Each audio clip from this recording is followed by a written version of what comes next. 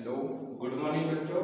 मैं सौरभ श्रीवास्तव आपको अपने चैनल पापा mom MS classes CBSE class 11 12 में स्वागत करता हूँ। जैसा कि बच्चों आज का जो हमारा टॉपिक है वो क्लास 12 का रिलेशन चैप्टर, जो फर्स्ट चैप्टर है आपका रिलेशन। बड़ी इसमें बच्चों को कंफ्यूजन रहता है, तो मैं कोशिश कर रहा हूँ कि ये जो रिलेशन के कंफ्यूजन को है आपको दूर कर सकूँ। तो जैसा कि आपने वैसे रिलेशन क्लास 11 में आपका 11 टाइप का रिलेशन पढ़ रखा है, तो यहाँ पे भी आपका एक रिलेशन ही पढ़ना, लेकिन टाइप्स ऑफ रिलेशन जो डिफाइन है। जैसे यहाँ का जो रिलेशन है वो आपका, ये आपको पता है कि कोई भी रिलेशन होता है किसी न किसी सेट में डिफाइन होता है, जैसा कि हम लोग प्रीवियस ईयर क्लास 11 की क्लास में पढ़ रखे हैं। तो अब यहाँ पे हमको जो पढ़ना है, इनके टाइप्स पढ़ने हैं। रिलेशन के तीन टाइप्स के होते हैं, एक रिफ्लेक्सिव, सिमेट्रिक और ट्रांजिटिव। ये तीनों रिलेशन के बारे में हमको जानना है। ठीक है, तो जैसे आपको पता है कि कोई भी रिलेशन R है वो सेट A में अगर डिफाइन है, ठीक, तो इस कॉल्ड रिफ्लेक्सिव, सिमेट्रिक, ट्रांजिटिव। तीनों की अलग-अलग कंडीशन हम लोग एग्जांपल के थ्रू समझेंगे। जैसे आप यहाँ पे देखिए कि अगर कोई भी रिलेशन में जब आपका अगर सेट A में डिफाइन होता है रिलेशन, कोई भी सेट A में आप क्लास 11 में जब आपने डिफाइन किया होगा, तो एक ऑर्डर्ड पेयर में एलिमेंट आता है, और वो ऑर्डर पेयर का एलिमेंट जब वो सेट A में डिफाइन होता था, तो जो उसका पहला एलिमेंट होता था वो A में बिलोंग होता था, और दूसरा एलिमेंट आपका B में बिलोंग होता था। मतलब अगर A से B में रिलेशन डिफाइन था, तो ऑर्डर पेयर के हिसाब से रिलेशन जब बनते थे, तो पहला पहले सेट में, दूसरा दूसरे सेट में, ऐसा कुछ आप लोगों ने पढ़ा था। बट अब यहाँ पे जैसे हम लोग समझेंगे रिफ्लेक्सिव, ये कहता क्या है कि अगर कोई भी एलिमेंट जब खुद से रिलेट हो जाए, जैसे A का रिलेशन A से ही हो जाए, और A आपका जिसमें जिस सेट में रिलेशन डिफाइन हो, मान लो सेट A में रिलेशन अगर डिफाइन है, तो वो एलिमेंट्स आपके उसी सेट में होने चाहिए। अगर वो उसी में है और reflexive A related to A है, ये लिखने का तरीका है, आपको ऐसे लिखा जाता है कि अगर A रिलेटेड टू A है तो ये ऐसे लिखा जाता है कि A का रिलेशन A से। मतलब जब कभी भी खुद का रिलेशन खुद से, यानी रिफ्लेक्सिव, उसी केस को हम लोग कहते हैं। जैसे इससे अच्छा हम लोग ना एग्जांपल लेके समझते हैं। जैसे अगर हम लोग एग्जांपल समझें कि कोई सेट 1, 2, 3 है, ठीक, ये है। तो अब ये आपका मान लो एक रिलेशन, इसमें हम लोगों ने R मान लो अपने आप डिफाइन कर लिया। अब जैसे यहाँ पे हम कह दें कि 1 का 1 से ले लें, और 2 का 2 से ले लें, और 3 का 3 ले लें। अब जैसे ये रिलेशन आपका क्या है, तो बच्चों पता है ये रिलेशन क्या है? ये रिलेशन अगर आप देखिए तो इसमें तीन एलिमेंट है, 1, 2 और 3। तो अब 1 का 1 से मिल गया, 2 का 2 से आपका मिल गया, और 3 से 3 मिल गया। तो अब अगर जितने एलिमेंट, मतलब रिलेशन जिस सेट में आपका डिफाइन होता है, अगर सेट ए में डिफाइन है, तो सेट ए में अगर तीन एलिमेंट है, तो तीनों का आपस में खुद का रिफ्लेक्शन मिलना चाहिए। जैसे यहाँ पे मिल गया कि 1 रिलेटेड 1 हो गया, 2 रिलेटेड 2 हो गया, और 3 रिलेटेड 3 हो गया, तीनों का मिल रहा है, तब हम बोलते हैं कि बेटा ये जो रिलेशन है ये आपका क्या है? रिफ्लेक्सिव है।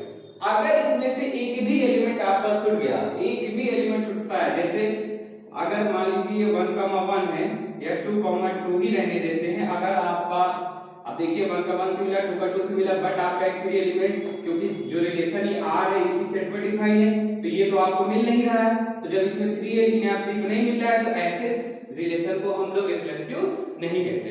तो इस चीज को आप ध्यान रखिएगा। जैसे ये आपका एग्जांपल हो गया, और एक रिलेशन हम आपको लेके दिखाते हैं। जैसे इसी सेट में मान लीजिए रिलेशन अगर डिफाइन है, 1, 1 है, 2, 2 है, अगर इसी में हम 3, 1 कर दें, तो देखिए 1 का 1 से मिला, 2 का 2 का मिला, तो 3 तो है लेकिन 3 का 3 से रिलेशन नहीं मिल रहा है।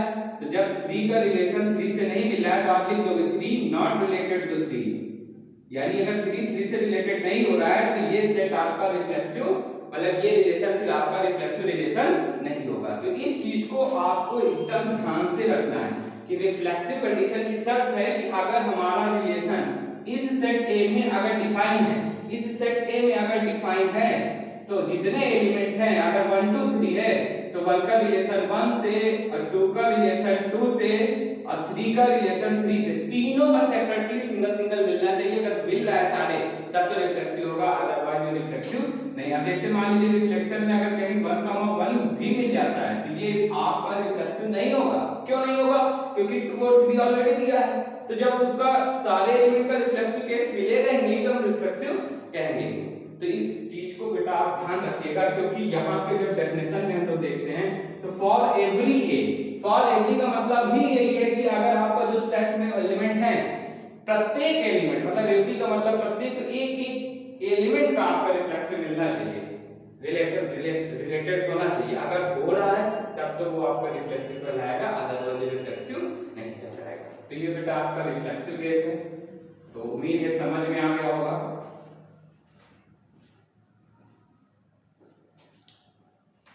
तो ये था रिफ्लेक्सिव रिलेशन। तो आपने समझ गया कि रिफ्लेक्सिव रिलेशन जब कोई भी एलिमेंट अगर आपका सेट में बिलोंग कर रहा है तो उसका एवरी एलिमेंट खुद से रिलेटेड अगर सेट में मिल रहा है तो रिफ्लेक्सिव होगा। अगर एक भी एलिमेंट मिस रह जाता है तो उसे रिफ्लेक्सिव नहीं कहेंगे। हाँ, एक चीज और इसमें बताना भूल गया कि जो एम्प्टी सेट होता है ना, ये आपका रिफ्लेक्सिव नहीं होता, क्योंकि जब कुछ पता ही नहीं इसमें क्या है तो इसको आपको याद रखना है कि एम्प्टी सेट कभी भी रिफ्लेक्सिव नहीं होता। ठीक, अब हम लोग चलते हैं दूसरा रिलेशन सिमेट्रिक पर। दूसरा रिलेशन क्या करते हैं सिमेट्रिक पर। जैसे सेट आपका ए है 1, 2, 3 डिफाइन है। ठीक, आप डिफाइन है तो जो इसमें आपका रिलेशन है, सपोज करिए 1, 2 है, 2, 1 है, ये हो जाए। ठीक, आप अगर एक रिलेशन और ले लें 1, 2 है, 2, 1 है और मान लो 2, 3 है, ये हो जाए। ठीक, और एक रिलेशन आ ले लेते हैं जो 1, 1 है, ऐसा है कुछ। अब देखिए रिफ्लेक्सिव की जो डेफिनेशन आपकी कह रही है, तो सॉरी सिमेट्रिक जान रहे हैं, सिमेट्रिक का जो डेफिनेशन है वो कह रहा है कि अगर कोई a, b belongs to R है तो इंप्लाइज दैट लगा हुआ तो उसका अपोजिट यानी b, a अगर रिलेशन में बिलोंग कर जा रहा है तो वो होता है क्या हमारा सिमेट्रिक रिलेशन। अब ध्यान से देखिए यहाँ फॉर एवरी लिखा है मतलब हर एलिमेंट जरूरी है, यहाँ फॉर ऑल लिखा है मतलब यहाँ एवरी की बात नहीं किया है। तो इस चीज को आप याद रखोगे कि अगर एवरी की बात नहीं किया है, ऑल की बात किया है, यहाँ पे सारे एलिमेंट कंपलसरी जरूरी नहीं है। बच्चे इसी पॉइंट को लोग मिस करते हैं जिसके कारण बच्चों में कंफ्यूजन बना रहता है। तो आप इस चीज को ध्यान रखिएगा। अब देखिए सेट में तो 3 एलिमेंट है 1, 2, 3। हाँ ठीक है, अब इसमें रिलेशन मैंने एक आर डिफाइन कर लिया है कि 1, 2 और 2, 1 है। अब देखिए 1, 2 मिला, अगर आपका a से b में रिलेशन मिल रहा है तो ये 2 है, यहाँ भी 2, तो b से a आपको इस सेट में मिल गया, पार्टिकुलर मिल गया। तो a, b जब इसमें बिलोंग कर रहा है तो इसका अपोजिट, क्योंकि इंप्लाइड है अगर ये इसमें बिलोंग r बिलोंग कर रहा है तो उसका अपोजिट भी करना चाहिए, कर रहा है, तो ये तुरंत का तुरंत सेट आपका क्या हो जाएगा सिमेट्रिक हो जाएगा बिना सोचे समझे। अब आप इसमें आ जाइए 1, 2 ये आपका a, b तो है और इसका अपोजिट ये आपका b, a भी है क्योंकि कॉमन है। आपका b, a है कि ये तो बिलोंग कर रहा है मान लीजिए आपका, लेकिन जैसे ही आगे बढ़े तो 2, 3 भी इसी रिलेशन में डिफाइन है इस सेट के अकॉर्डिंग। तो अब 2, 3 मिला तो अब इसका सिमेट्रिक डेफिनेशन क्या कहता है कि अगर 2, 3 R में पर्टिकुलर R में बिलोंग कर रहा है तो इसका अपोजिट 3, 2 जो है वो आपके रिलेशन में बिलोंग नहीं कर रहा है। तो इस पर्टिकुलर सेट के बारे में देखेंगे, ये आपका ये कंडीशन तो सिमेट्रिक की इसमें बन रहा है, लेकिन एक एलिमेंट ऐसा और है जिसका नहीं बन रहा है, तो ऐसे रिलेशन को आप सिमेट्रिक नहीं कहेंगे। तो इस चीज को आप बिल्कुल ध्यान रखेंगे, आपको कंफ्यूजन नहीं लेना है। और इसमें हाँ ये जरूरी नहीं है जैसे यहाँ 1, 2 है तो 3 नहीं आया तो इससे मतलब नहीं है, क्योंकि यहाँ पे एवरी की बात नहीं किया है। ठीक है, ये आप ध्यान रखेंगे डेफिनेशन में बच्चे और टीचर यहीं पे कंफ्यूजन करते हैं बताने, तो आपको ध्यान रखना है कि फॉर एवरी और ऑल में डिफरेंस होता है। तो अब अगर ये 1, 2 है और 2, 1 क्योंकि a, b मिला तो उसका अपोजिट उसमें होना चाहिए, मिल गया सिमेट्रिक। बाकी वो एलिमेंट में कुछ छूटा है रह गया है तो उस बात को आपको ध्यान नहीं रखना है। जैसे 1, 2 है 2, 1 मिला सिमेट्रिक तो बोल सकते थे अगर इतने होता, लेकिन इसमें 2, 3 मिला तो इसका 3, 2 का अपोजिट नहीं मिला, इसलिए इस सेट को हम लोग क्या बोलेंगे सिमेट्रिक नहीं है। तो इस चीज को आप ध्यान रखोगे। अब जैसे मैंने r का ये 1, 1 लिया तो अब अगर आप देखिए a, b है, अब तो 1, 1 अब b, a भी करेंगे तो भी 1, 1 होगा। तो ये वाली जो सिचुएशन रिलेशन की होगी ये आपकी सिमेट्रिक होगी। क्या होगी सिमेट्रिक, क्योंकि 1, 1 अगर ये ऐसा क्वेश्चन जो रिफ्लेक्सिव वाला केस होता है कि 1 रिलेटेड टू 1 और 2 रिलेटेड टू 2, तो ये जो रिफ्लेक्सिव के केसेस होते हैं ये आपके सिमेट्रिक भी होते हैं। क्या होते हैं ये सिमेट्रिक भी होते हैं। अगर 1, 1 है 2, 2 है तो 2, 2 है तो अगर अगला भी पेयर अगर आप 2, 2 है अगर बगल 2, 2 लेते हो तो सेट में लिखा गया एलिमेंट रिपीटेड तो होता नहीं, तो ये दो बार ना लिख के अगर एक बार भी लिखा है तो ये 2 रिलेशन हो ही जाएगा, पलटोगे तो हो ही जाएगा। तो आपको याद रखना है कि अगर ऐसे रिलेशंस अगर मिल रहे हैं तो ये आपका क्या हो जाएगा, ये आपका सिमेट्रिक हो जाएगा। अब जैसे इसी एग्जांपल में अगर आप ये r समझिए, अगर ये 1, 1 लिखा होता और 2, 2 लिखा होता और 3, 3 लिखा होता तो ये आपका क्या होता रिफ्लेक्सिव, क्योंकि तीन बंदे हैं इसके अंदर और तीनों बंदों का रिफ्लेक्शन मिल रहा है। एक भी बंदे का रिफ्लेक्शन अगर नहीं मिला तो आप जान जाओगे कि ये सेट रिफ्लेक्सिव मतलब ये रिलेशन आपका रिफ्लेक्सिव नहीं होगा। लेकिन यहाँ तीनों मिल रहा है रिफ्लेक्सिव है। और आपको साथ साथ ही आप क्या कह सकते हो कि अगर ये रिफ्लेक्सिव का केसेस है तो हाँ ठीक है, रिफ्लेक्सिव का केसेस है तो रिफ्लेक्सिव है, लेकिन अगर इसमें ऑर्डर पेयर मिले तो जैसे 2 1,1 है 2,2 तो इसका आपका क्या है कि मतलब रिफ्लेक्सिव कहने का मतलब जैसे हर रिफ्लेक्सिव से अगर आपका ये खुद का खुद से मिल जा रहा है 2 का 2 से मिल जा रहा है तो पर्सनली अगर आपको ये आपस में मिल रहा है जैसे ये सिंगल मैंने अभी बताया,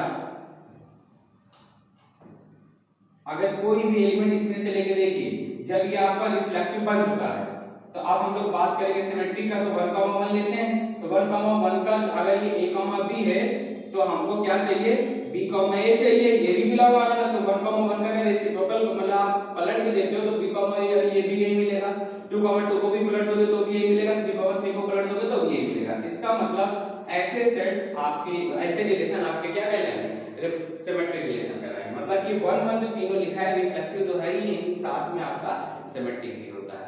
तो बेटा इस चीज को आप बिल्कुल ध्यान से रखोगे कि रिफ्लेक्सिव और सिमेट्रिक में क्या डिफरेंस है फॉर एवरी और फॉर ऑल।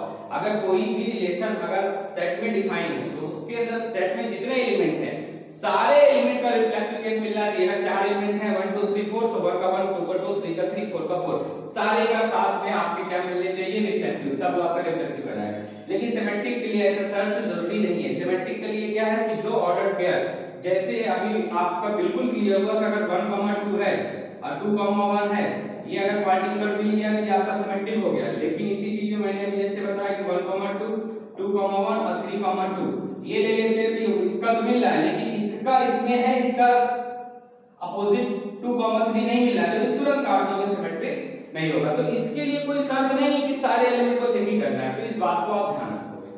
ठीक, तो ये बेटा दो समझने के बाद दिक्कत आती है हमारा ट्रांजिटिव रिलेशन। अब ट्रांजिटिव रिलेशन क्या होता है, एक प्रॉब्लम बच्चों को यहाँ बराबर बना रहता है। यहाँ पे क्या कहता है कि a, b अगर कोई भी सेट रिलेशन में है a, b का ऑर्डर पेयर अगर रिलेशन R में बिलोंग कर रहा है एंड b, c भी रिलेशन R में बिलोंग कर रहा है तो then implies that a, c belongs to R। अगर ऐसा हो जा रहा है मतलब ये जो ऑर्डर पेयर है ये रिलेशन में हो ये भी रिलेशन में हो तो A to C भी रिलेशन में हो जाएगा, तब आपका वो क्या कहलाता है इज कॉल्ड ट्रांजिटिव। ठीक, ये तो बच्चों याद हो जाता है, सभी को याद हो जाता है, फिर उसके बाद ही कंफ्यूजन बना रहता है। तो एक इसमें एक्सेप्शन है जिसमें आपको ये चीज ध्यान रखना है कि ये होता तो है ही है लेकिन इसमें अगर ध्यान दीजिए तो ये दोनों कंडीशन साथ में वेरीफाई होनी चाहिए। मतलब ये दोनों वेरीफाई होगी तब तीसरे में सोचेंगे। ठीक, लेकिन बेटा दिक्कत कहां होती है ना क्वेश्चनों में, बहुत सारे क्वेश्चन एनसीईआरटी में भी जिसमें एक सेक्शन बना है टीचर के अलग-अलग तरीके से बताया जाता है। तो आपको इसमें ध्यान क्या रखना है कि अगर कभी भी A बिलोंग्स टू R में काम कर रहा है तो ट्रांजिटिव होने के लिए आपको B, C तो करना ही पड़ेगा। अगर A, B R में है, B, C है तब आप बोलोगे कि A, C R में बिलोंग करेगा तो ट्रांजिटिव कहलाएगा।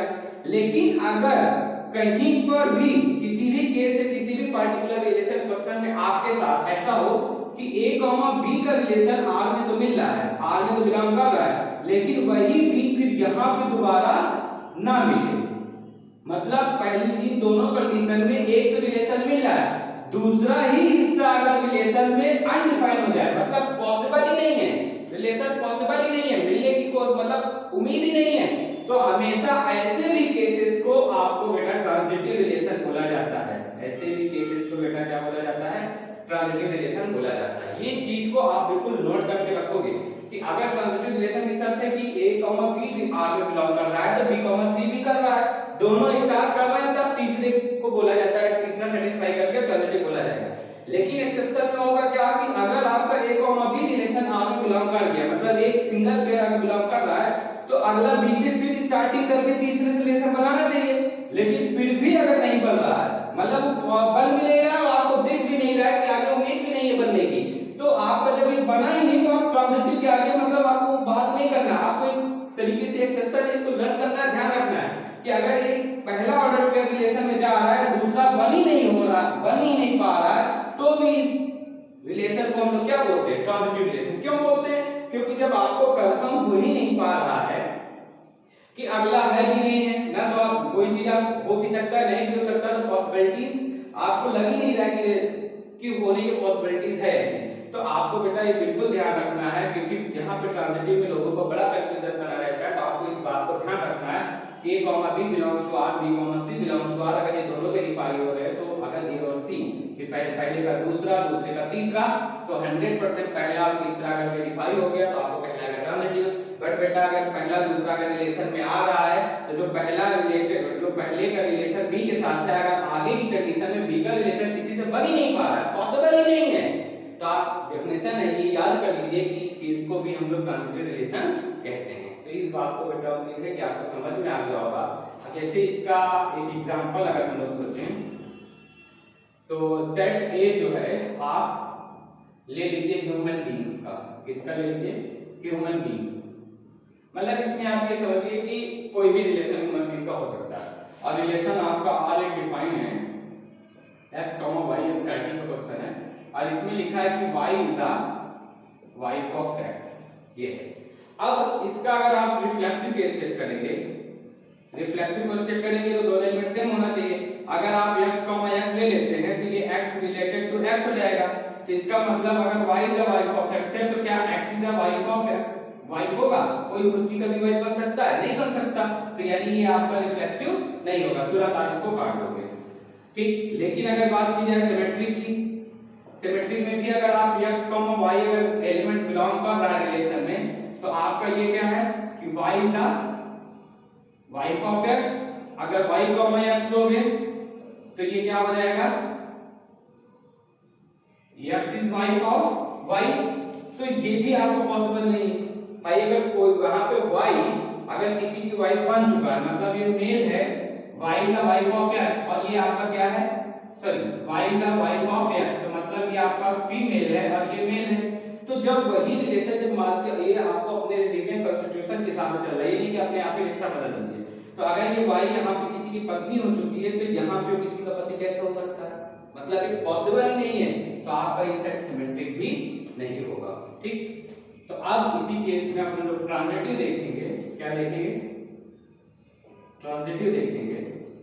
अगर ट्रांजिटिव देखेंगे तो आप इस क्वेश्चन में देखिए, जो रिलेशन है x, y अगर बिलोंग कर रहा है रिलेशन में, तो आपका क्या है कि y is a wife of x, मतलब y आपकी है। ठीक। अब अगर मान लीजिए आपने x, y बिलोंग्स कर लिया आपने, ठीक, तो ये हो गया, ये रिलेशन हो गया। अब जैसे ही आपने y, x किया बिलोंग, तो यहाँ पे उल्टा हो जाएगा क्या, x is a wife of x और x is a wife of y।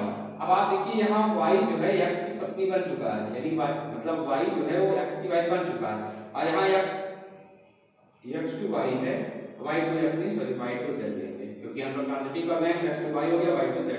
तो जब यहाँ z लेंगे तो यहाँ पे z is a wife of y, ये हो जाएगा। अब आप देखिए यहाँ पे तो y is a wife of x, मतलब यहाँ पे y जो है ये आपकी वाइफ है, यानी फीमेल है। अब यहाँ पे z आपकी वाइफ है, तो यानी ये आपका क्या हो गया, मेल। आई वाइफ आपकी क्या होती है, फीमेल। तो इस बात का ये दोनों क्या करने लगा, कॉन्ट्राडिक्ट करने लगा। तो क्या ऐसा रिलेशन हमारे समाज में ऐसा या कॉन्स्टिट्यूशन के हिसाब से ये अलाउ नहीं करता कि अगर कोई बंदा किसी की वाइफ बन चुका है तो किसी और का पति कैसे बनेगा?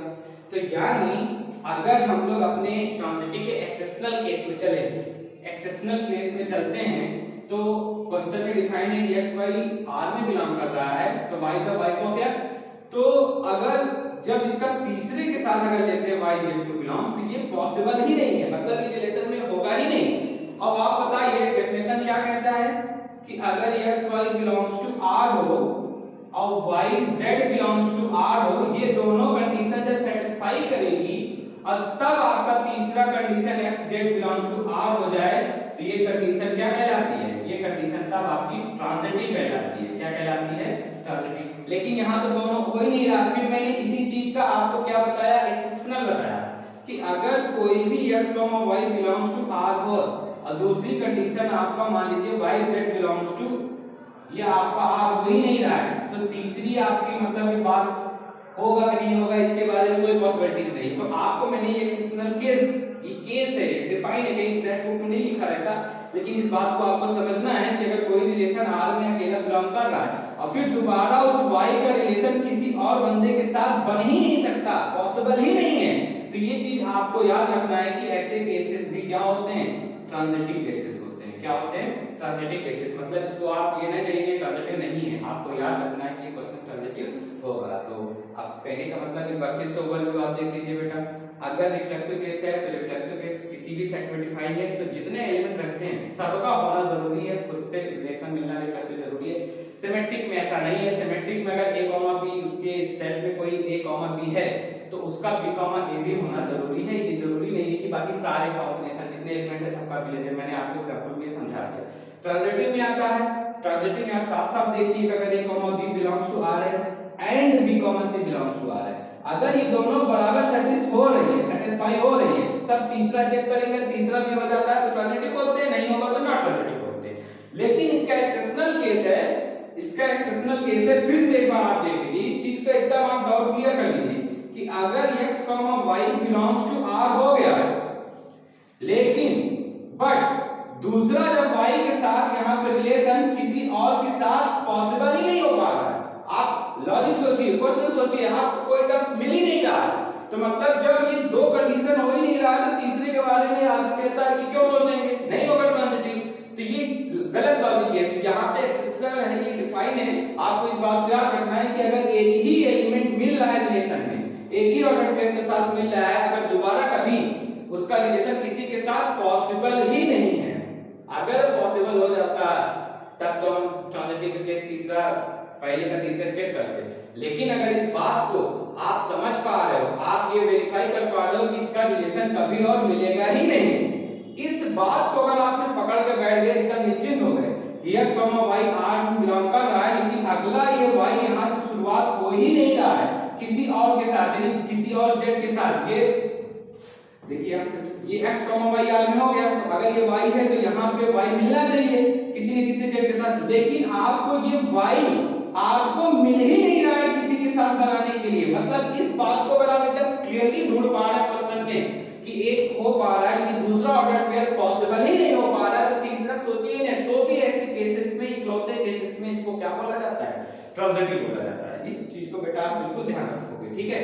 इसमें बहुत सारे क्वेश्चंस हैं, जैसे कई सारी कंडीशंस बनती हैं आपकी एग्जांपल में है, तो ये मैंने डेफिनेशन के बारे में बताने की सोचा कि आपको कंफ्यूजन बताया जाए। बाकी क्वेश्चंस आपको, इसके क्वेश्चंस को और आगे कराया जाएगा, तो आप इस चीज को देख लीजिएगा, नोट डाउन कर लीजिएगा, वीडियो को 2-3 बार देख के आप अच्छे से समझ लीजिएगा। तो मैं फिर से बेटा एक बार आपको ट्रांजिटिव, क्योंकि इसमें लोगों का कंफ्यूजन बना रहता है, तो आपको मैं फिर से एक बार इस चीज को बता देता हूं कि अगर x, y ordered pair relation में है और y, z यानी पहले का दूसरे के साथ हो, दूसरे का तीसरे के साथ अगर रिलेशन हो, तो पहले का तीसरे के साथ अगर हो जाता है रिलेशन, तो बेटा इसको बोलते हैं क्या, ट्रांजिटिव रिलेशन। क्या बोलते हैं इसको, ट्रांजिटिव रिलेशन। लेकिन आपका एक्सेप्शनल केस है जो बहुत सारे क्वेश्चनों में आपको डाउटफुल बना रहता है, ये तो आ गया अगर ये दोनों है R में, तीसरा कर रहा है तो ट्रांजिटिव, अगर तीसरा नहीं कर रहा है तो नहीं ट्रांजिटिव। लेकिन तीसरा तभी चेक करोगे जब ये दोनों वेरीफाई होगा, अगर दोनों वेरीफाई नहीं हो रहा तीसरे पर आप पहुंचोगे नहीं, ठीक। तो अब इसी का एक्सेप्शनल केस जो है, इसी में मैंने आपको जो दूसरा बता रहा हूं कि अगर x, y R में बिलोंग कर रहा है तो एंड कंडीशन क्या कहता है कि अगर वह है तो y का भी z के साथ करना चाहिए, लेकिन आपका जो y है यहाँ पे पॉसिबल ही नहीं मिल पा रहा है कि दोबारा अगर ये किसी का वाइफ यहाँ बन चुका है तो यहाँ पे वो किसी का पति हस्बैंड कैसे बनेगा, ये पॉसिबल ही नहीं हो पा रहा रिलेशन में। मतलब ये पहला दोनों ही नहीं हो पा रहा तो तीसरा आपको जाना ही नहीं है। तो अगर कभी ऐसा ये मिल जाता है, ये इकलौता कंडीशन ऐसे मिल जाता है, ये ओनली मिल जाता है जिसका दोबारा किसी के साथ संबंध नहीं मिल पा रहा, इस चीज को अगर आप क्वेश्चन के थ्रू एकदम निश्चित हो जाते हैं, कंफर्म हो जा रहे हैं कि अब इसका रिलेशन किसी और के साथ पॉसिबल ही नहीं है, इस जन्म में, इस क्वेश्चन में, कंडीशन में कभी पॉसिबल नहीं है, तो तुरंत बेटा आप इस कंडीशंस को क्या बोलोगे, ट्रांजिटिव।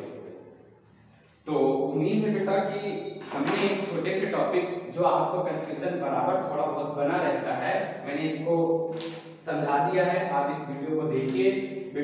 लोगों को, बच्चों को ट्रांजिटिव केस में बहुत प्रॉब्लम आती है, तो आप देख लीजिए कि अगर दो कंडीशन वेरीफाई हो जा रही है तब तीसरा चेक करते हैं। अगर तीसरा कंडीशन हो जा रहा है तो फिर से बेटा एक बार और देखिए, क्योंकि बहुत कंफ्यूजन बच्चों को होता है। ए कॉमा बी अगर आर में बिलोंग कर रहा है, बी कॉमा सी अगर आर में बिलोंग कर रहा है, ये एंड लगा के दोनों कर रहा है, तो अगर तीसरा आपका बिलोंग कर जाता है तो ट्रांजिटिव, और तीसरा अगर बिलोंग्स नहीं करता है रिलेशन में तो नॉट ट्रांजिटिव। ये सिंपल डेफिनेशन है, बुक में लिखी है। तो लेकिन इसके अलावा होता क्या है कि बच्चे फंस जाते हैं कि ए कॉमा बी तो बिलोंग कर गया आर में, अब जब बी की बारी आई तो यहाँ बी मिल रहा है, यहाँ पे बी का वो एग्जांपल मिल ही नहीं रहा, सोच ही नहीं पा रहे। तो बच्चों को लगता है कि मतलब कंफ्यूजन बना रहता है कि ये हो ही नहीं रहा, बात ही नहीं, तो नॉट ट्रांजिटिव हो जाएगा। तो इस चीज को आपको ये डिफाइन है, डेफिनेशन है कि अगर एक का रिलेशन आर के साथ मिल जाएगा, दूसरा यहाँ के बाद अगर उसका पॉसिबल ही नहीं, बस आपको ये डिसाइड करना है कि अगर ऐसे केसेस का ट्रांजिटिव बोल रहे तो आप इस चीज को अपने से एकदम निश्चित कर लेना, आप डिफाइन कर लेना कि ये भी यहाँ का मतलब पॉसिबल ही नहीं है। मतलब जैसे मैंने वाइफ वाला भी एग्जांपल लिया, अगर कोई किसी की वाइफ बन जा रहा है तो कभी किसी का पति नहीं बन सकता, हस्बैंड नहीं बन सकता। ये एकदम ट्रू है। ये चीज अगर आप अपने आप को निश्चित कर ले लो कि मेरी बात एकदम क्लियर है, ये आप पॉसिबल ही नहीं है, कोई रिश्ता और हो ही नहीं सकता, तब तो आप बोल देना कि बेटा ये होगा ही नहीं। तब इसी रिलेशन को लेके हम उस पूरे रिलेशन को बोल देते हैं बेटा क्या, ट्रांजिटिव रिलेशन। तो इस बात को आप याद रखोगे। ठीक, अब इसी से एक छोटी सी डेफिनेशन है इक्विवेलेंस रिलेशन। तो ये आपको सबको पता है कि if R is reflexive, symmetric and transitive, तो then the relation R is called equivalence relation। तो इक्विवेलेंस रिलेशन कुछ करना नहीं होता बेटा, बस आपको ये बोलना होता है कि अगर कोई भी रिलेशन अगर आपका रिफ्लेक्सिव भी है, सिमेट्रिक भी है और ट्रांजिटिव भी है, ये तीनों रिलेशन अगर कोई वेरीफाई हो रहे हैं तो ऐसे रिलेशन को हम लोग बोलते हैं इक्विवेलेंस रिलेशन। तो अरे इसी और जैसे मैंने बताया कि ये जो फाई सेट था ये आपका रिफ्लेक्सिव नहीं था, लेकिन जो फाई सेट होता है वो आपका सिमेट्रिक होता है, क्योंकि जब कुछ पता ही नहीं इम्पटी है तो दोनों तरफ से बिलोंग करेगा, दोनों तरीके से कुछ भी हो सकता है, ए कॉमा बी, बी कॉमा कुछ भी पॉसिबिलिटी। तो फाई इम्पटी सेट को आपको सिमेट्रिक बोला जाता है और इम्पटी सेट को रिफ्लेक्सिव नहीं होता, ये चीज। दूसरा आपको ये याद रखना है कि ये जो रिलेशन को वेरीफाई है, इससे क्वेश्चंस आपके सीएससी में काफी अच्छे खासे कंडीशन के पूछे जाते हैं, कंडीशन बेस्ड क्वेश्चन पूछे जाते हैं। इक्विवेलेंस रिलेशन को शो करना होता है, प्रूव करना होता है बेटा। तो इसमें होता क्या है कि अगर आप तीनों रिलेशन को अच्छे से समझ पाएंगे, डिफाइन कर पाएंगे, प्रूव कर पाएंगे, तभी आप इक्विवेलेंस के क्वेश्चन को कर सकते हैं। ये हर साल आपके सीबीएसई में क्वेश्चन इससे पूछे जाते हैं। तो उम्मीद है बेटा कि ये जो रिलेशन है ये आपको समझ में आया होगा, और अगर कहीं पे कुछ लगता है कि आपको डाउट है तो आप कमेंट करिए हमारे वीडियो पे, हमारे चैनल पे जाके, और इसको आपस में शेयर भी करिए कि जैसे आप जो बच्चे हैं उनके भी कंफ्यूजन बना हुआ है उस कंफ्यूजन को आप दूर कर सके। क्योंकि मैंने जैसे ट्रांजिटिव को आपको बताया कि अगर ए कॉमा बी आर में है, बी कॉमा ए सी अगर आर में है तो एक सी है, तो ये तो ठीक है, सारी बुक्स में लिखा है।